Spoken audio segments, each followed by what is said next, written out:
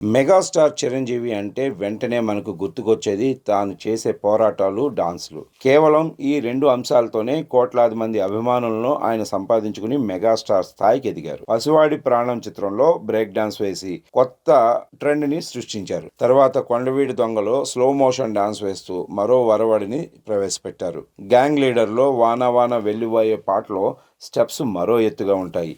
ఇలా డాన్స్ కోసం ప్రాణాలు మొత్తం పెడతారు చిరంజీవి. అటువంటి చిరంజీవి డాన్స్ వేయలేక స్పృహ తప్పి పడిపోయారంటే ఆశ్చర్యం కలక్కమానదు.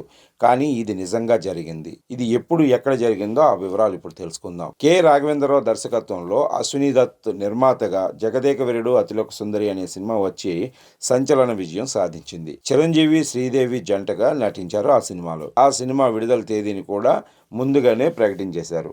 అయితే ఓ పాటను మాత్రం తీయాల్సి ఉంది. ఆ పాట లేకుండా విడుదల చేద్దామా అంటే అది సినిమాలోని కథకు లింక్ అయి ఉంటుంది. దీంతో తప్పనిసరిగా పాటను షూట్ చేసి సినిమాలో కలిపి విడుదల చేయాల్సి ఉంటుంది. అయితే అదే టైంలో చిరంజీవి తీవ్రమైన జ్వరంలో ఉన్నారు. మలేరియా సోకడంతో విశ్రాంతి తీసుకుంటున్నారు. కానీ ఈ విషయం తెలియడంతో వెంటనే జ్వరాన్ని కూడా లెక్క చేయకుండా 103 డిగ్రీలు ఉన్నప్పటికీ పాటకు డాన్స్ వేస్తానంటూ పట్టుబట్టి షూటింగ్లో పాల్గొన్నారు. తాను అలా చేయకపోతే నిర్మాతకు కోట్ల రూపాయల నష్టం వాటిల్లుతుందని చిరంజీవి భావించారు.